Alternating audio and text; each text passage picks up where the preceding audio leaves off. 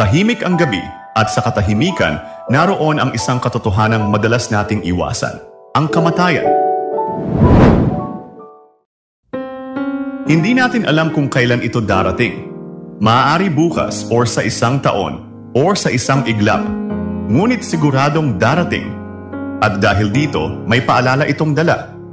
Ang bawat sandali ay mahalaga. Marami sa atin ang nabubuhay na parabang walang pakialam sa bukas. Nag-aaksaya ng oras sa galit, inggit at pagsisisi. At nakakalimutang yakapin ang mga mahal natin sa buhay, nakakalimutang magpasalamat sa bawat araw na ibinibigay, at nakakalimutang may Diyos. Sa buhay na ito, kapag tinanggap mo na one day tayo ay mamamatay, maiisip mong hindi ito nakakatakot. Ito ay nagiging gabay pa nga sa atin. Nagiging paalala ito na hindi mo dapat sayangin ang buhay. Nagbibigay ito ng sense of urgency tulad ng ano pa ba ang dapat kong gawin o ano pa ba ang hindi ko nagagawa na makapagbibigay lalo sa iyo ng magandang perspective or pananaw sa buhay.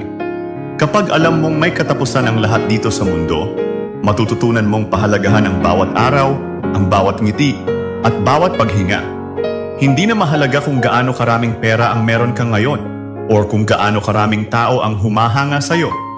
Dahil sa dulo, pare-pareho tayong haharap sa parehong katotohanan. One day, we will die. Ang mahalaga ay paano ka ba namuhay habang may oras ka pa? Nagmahal ka ba ng totoo? Nagpatawad ka ba ng walang alinlangan? Naging mabuti ka ba sa sarili mo at sa iba? Ang kamatayan ay hindi kaaway. Ito ay paalala sa atin na bawat araw ay isang regalo. Kaya't sa halip na matakot ka, gamitin mo ito bilang gabay upang mamuhay ng may kababaang loob, may kabutihan at may kapayapaan. Kapag dumating na ang huling sandali, hindi mo na kailangan pang matakot.